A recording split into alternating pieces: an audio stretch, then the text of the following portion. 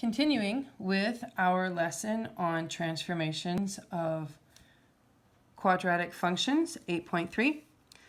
Hopefully you've had great success on the first 2 pages of this packet. Here on this page, we're going to discuss a vertical stretch and possible compression. So we said in our notes yesterday that if there is an activity or something added to your function that is outside of parentheses, we will have a vertical behavior. And this again falls in line with that. It's not that it pushes it around, it's that it stretches or it squishes, compresses our parabola to make it more wide or more narrow. And so we've seen this already a little bit. We just need to remember a couple of rules. First off, we're looking specifically at the absolute value of a, just the number. It doesn't matter if it's positive or negative. We're looking specifically at the number. So if the absolute value of a is greater than 1, this is going to become more narrow or stretched upward, taller.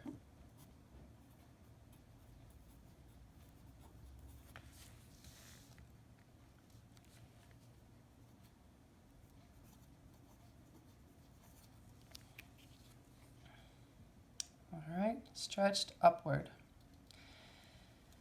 Conversely, if a is between 0 and 1, so 0 is, what did I write?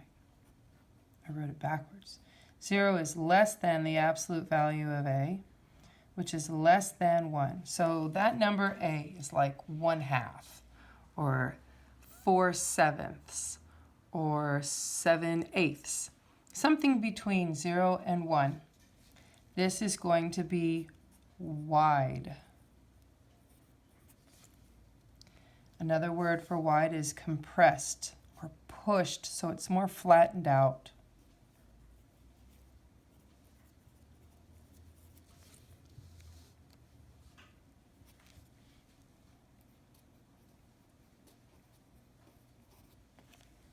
Flattened. All right, so it's going to make it more wide or compressed or flattened, just based on what a is doing. So instead of adding and subtracting by sliding each one of these like we did on the first 2 pages, we're actually going to be multiplying heights times each of the previous heights of f of x. So let's draw out our f of x function. This is problem 9. So f of x, we can write this here in the margin in case you're trying to remember. It'll be skinny, but we can do it. It'll fit. X and y. -2, oh, that made 4. -1, that made +1. 0 is still 0. +1, +1. +2 is +4. So let's plot them. You should be a master by now. You can do this. You don't even need me to guide you through it, but I will if you're stuck. So come and ask me. Always come and ask me if you need help. So this is our f of x, our parent function. And what we see now with g of x is we are going to make this more narrow.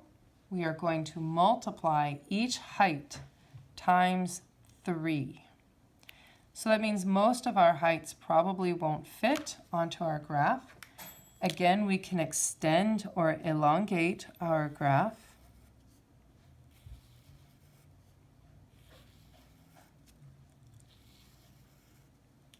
And we do what we can do. And if it doesn't fit, then that's okay.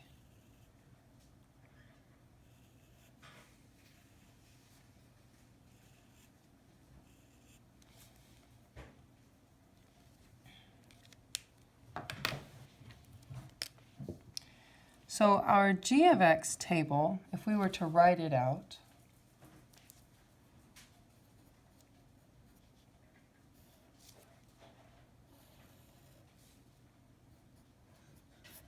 our x values stay exactly as they are. -2, -1, 0, 1, and 2. But my y values, I am going to multiply times this 3. So 3 times 4, oh, that makes 12. That's what I'm looking for, is a height of 12. 3 times 1, that makes a height of 3. 3 times 0, that's still a height of 0. 3 times 1, that's a height of 3. And then 3 times 4 is again a height of 12. So my coordinate points are going to come from these values over here now of -2 and 12, -1 and 3, 0 and 0, 1 and 3, 2 and 12. If you're not confident, you can always check these in your graphing calculator to see if you've done them correctly or to make sure that I'm not lying to you. You know. Okay, let's plot. So 1, 2, 3, 4, 5, 6, 7, 8, 9. We can't go up to a height of 12. We just don't have enough room, and that's all right. Let's plot our next point, -1, 3. So -1, 1, 2, 3. 0, 0. +1, +3. To the right 1, up 3. And then 2, 12. To the right 2, up 12. Again, I don't have enough room. I'm kind of close, so I can get an idea of where this parabola was going to go. Do you see how that green parabola is much more narrow than our original parent function in brown? So that gives us a nice description of how if a is greater than 1, our graph becomes more narrow. It is stretched upward, like he's really tall, taking a good morning stretch. All right, I want you to stop the video, and I want you to try to do number 10 right beside it, and come and ask me if you need some help.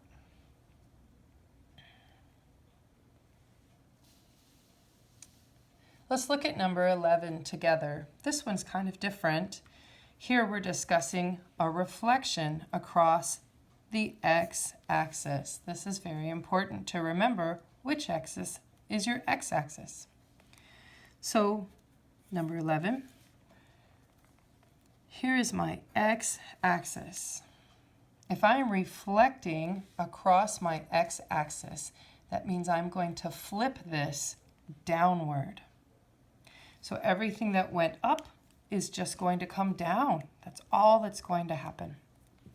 So let's draw our parent function, x squared. Left 2, up 4. Left 1, up 1. Origin, right 1, up 1. Right 2, up 4. Parent function. In the beginning was the parent function, f of x. We said anything that happens outside of parentheses has a vertical movement. If I reflect across the x-axis, I am flipping downward and therefore have a vertical movement up and down.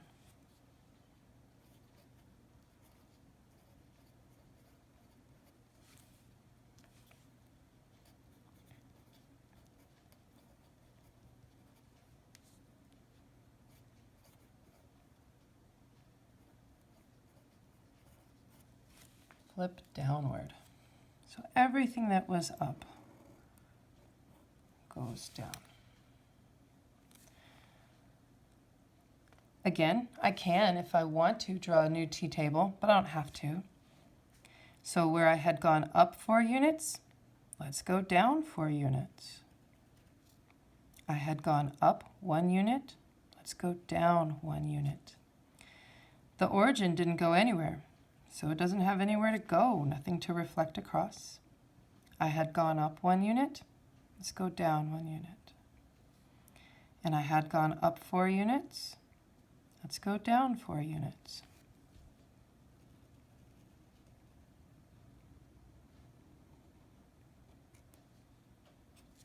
There is my g of x function reflected across the x-axis. All right, stop the video, and it's your turn to try problem number 12 right beside it. Let me know if you need help.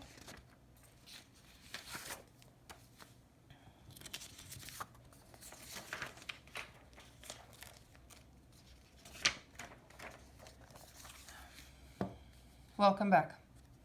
So this is problem 13, and in problem 13 we're going to discuss a horizontal stretch. So in problem 9 we talked about a vertical stretch and compression. Here we have a horizontal stretch and compression. We said that vertical things happen outside of parentheses and horizontal things happen inside of parentheses. We've also said that horizontal things go the opposite direction of the sign.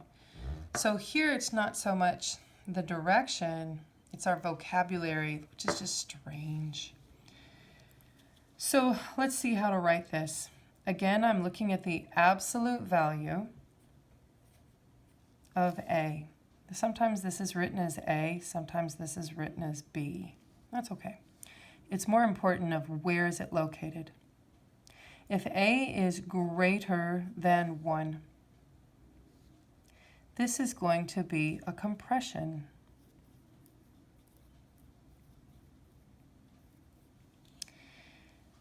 But it gets taller.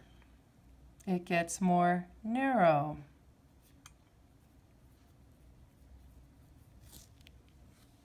Very strange, I know. So this is compressed towards the y-axis. So here, conversely, if the absolute value of A is still between 0 and 1, so maybe it's 1/4, this is a stretch. This gets wide.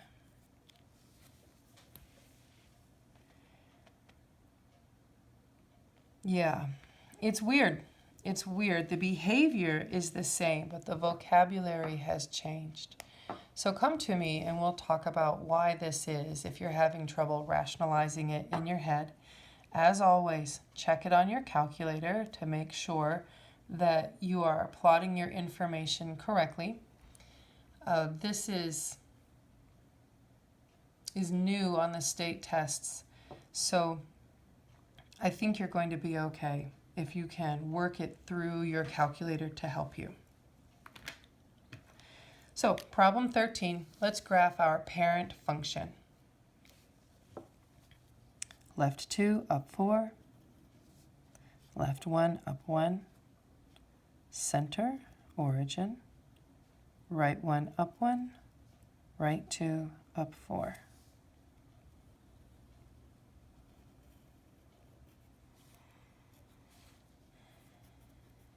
F of x.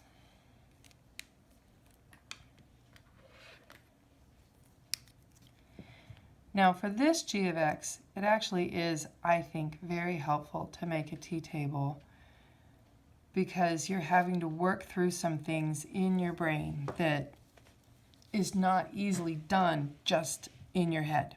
Work it out on the paper. X and y. And we'll continue with our -2, -1, 0, 1, and 2. We will see that our numbers will be different than they were in the vertical stretch. even though we still have a 3. So what happens is I've got 3 times a negative 2 squared. That's what's going on. So 3 times a negative 2 is negative 6. Negative 6 squared, negative 6 times negative 6 is a positive 36. Holy smokes, that's different. We had a 12 before with the vertical stretch. Very different. That's not going to fit on our graph ever. Let's try the next row.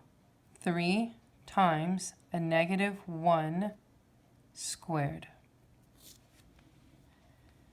So 3 times negative 1 is negative 3. Negative 3 squared is negative 3 times negative 3, positive 9. Yeah, that's still a lot bigger than what we had in the vertical stretch, but we can make it work. 3 times 0 squared. 3 times 0 is 0. 0 squared is 0. 3 times 1 squared. 3 times 1 is 3. 3 squared is 9. Good, our numbers are repeating. 3 times 2 squared. So 3 times 2 is 6. 6 squared is 36. All right. Do you see the value of that t-table? Wow, that makes a really big difference in being able to understand what you're being asked to do. So let's extend our graph so we can plot more than one point. That would be a bummer. It's like, why even?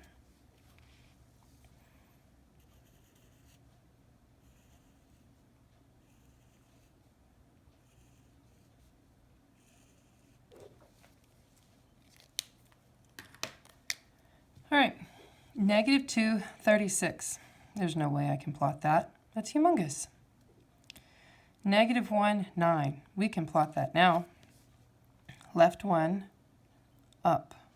1, 2, 3, 4, 5, 6, 7, 8, 9. There it is. 0, 0, still the same.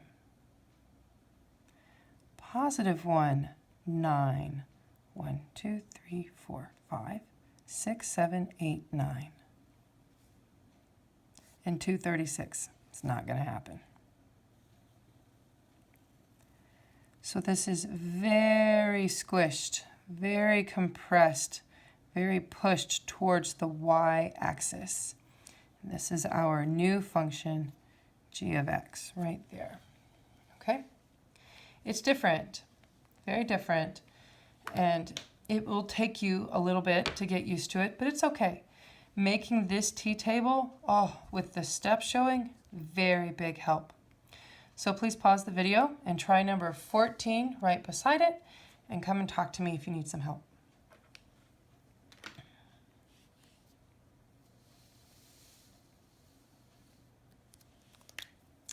Let's look at number 15 together. Here we're going to reflect across the y-axis. Here is our y-axis. I love reflecting across the y-axis. You'll find out why in just a minute. F of x equals x squared. Hello, parent function. Let's plot these 5 points.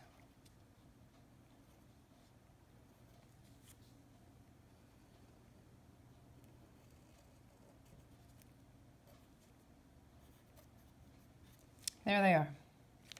So when you reflect across the y-axis, you're going to flip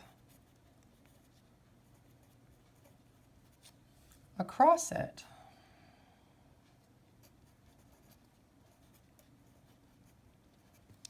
And if you are centered on the y-axis, nothing changes, which is the best, because it means I really didn't have to do any work. If you're not centered on the y-axis, then yeah, there's a little bit of work. But let's see how this happens. Everything that was right goes left. Everything that was left goes right. I was 2 units to the left. Let's go 2 units to the right. I was 2 units to the left. 1 unit to the left. Let's go 1 unit to the right. Here's 0, 0. I was 1 unit to the right. Now let's go 1 unit to the left. I was 2 units to the right. Let's go 2 units to the left. It's exactly the same. I love getting right answers with minimal work. You won't find too many of those, but they do happen. And I want you to try number 16 right beside it. And truthfully, 16 is more like number 14. You will need a calculator for sure on number 16. Pause the video.